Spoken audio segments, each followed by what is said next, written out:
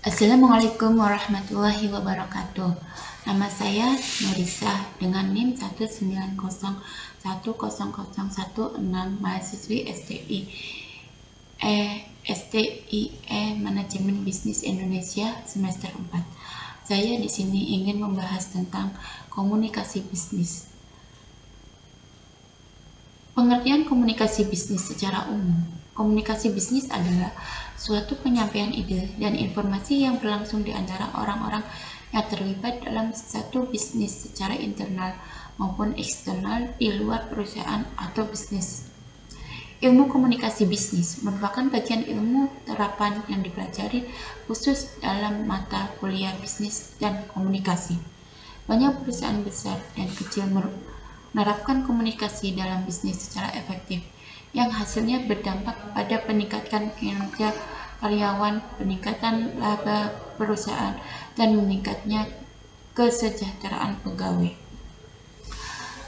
Sedangkan pengertian komunikasi bisnis menurut para ahli, yaitu menurut Wayne, Morlin, Batch, dan William Henstred, komunikasi bisnis adalah interaksi yang terjadi antara dua manusia atau lebih untuk saling bertukar informasi bisnis di antara sesama manusia.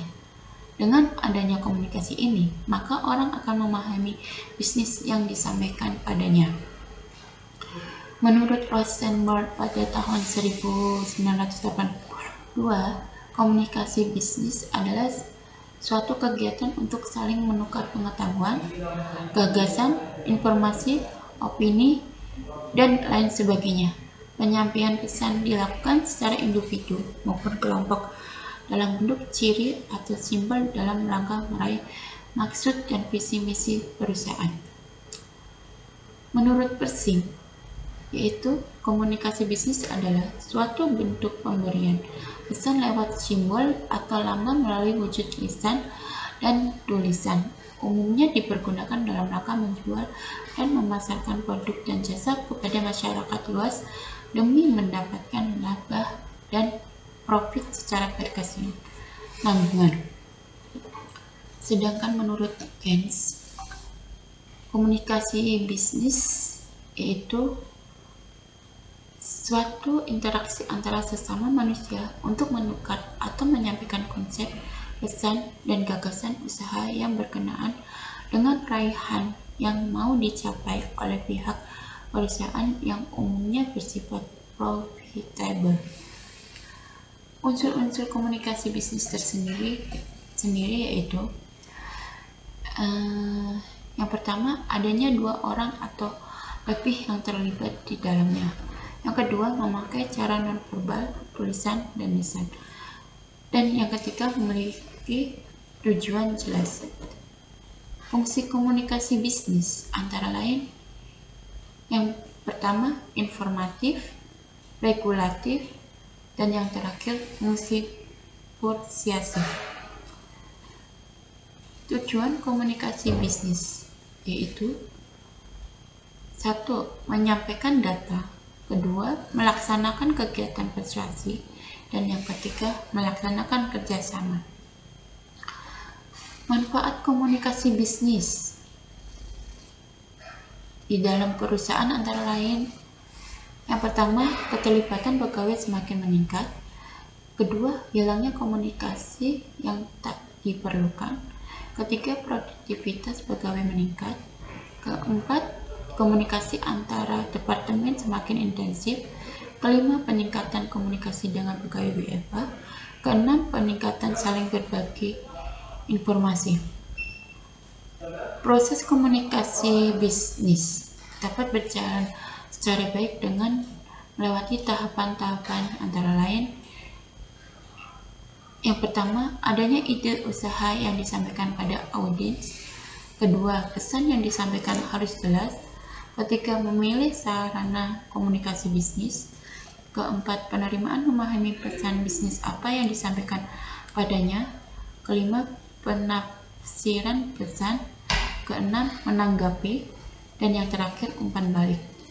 Contoh komunikasi bisnis antara lain: yang pertama, email penawaran barang, yaitu sebuah contoh yang baik bagaimana sebuah bentuk komunikasi dalam bisnis isinya berupa penawaran produk, barang, atau jasa yang menarik beserta bonus dan kelebihan lainnya.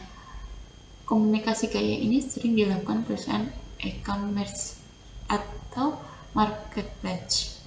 Yang kedua, surat penawaran kerjasama. Surat penawaran kerjasama merupakan salah satu contoh komunikasi bisnis yang bersih tidak berupa penawaran produk, barang, atau jasa, namun sebuah tawaran kolaborasi antar perusahaan yang sama atau berlainan bidang usaha. Dan yang ketiga, laporan perusahaan. Itu memang atau laporan perusahaan juga termasuk contoh komunikasi dalam bisnis karena di dalamnya terkandung uraian mengenai kegiatan bisnis yang dilakukan oleh perusahaan. Sedangkan yang keempat, pidato atau pertemuan, yaitu sering dilakukan oleh perusahaan teknologi ponsel adalah launching produk terbaru. Pertemuan ini merupakan contoh komunikasi dalam bisnis karena di dalamnya terjalin komunikasi tentang usaha, di mana perusahaan berusaha membujuk agar orang memesan ponsel terbarunya. Dan yang terakhir, telemarketing.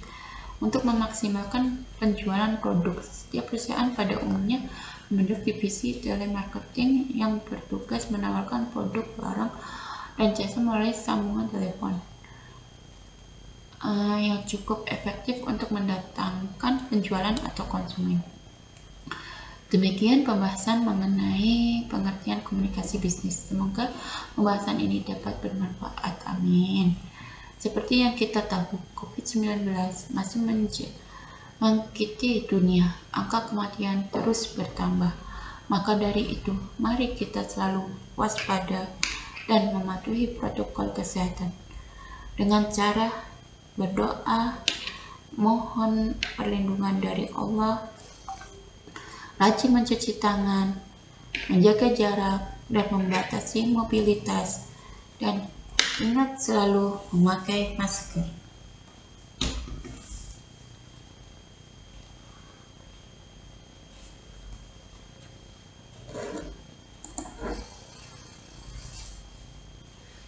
Salam sehat, semangat, dan selalu bahagia. Wassalamualaikum warahmatullahi wabarakatuh. Terima kasih.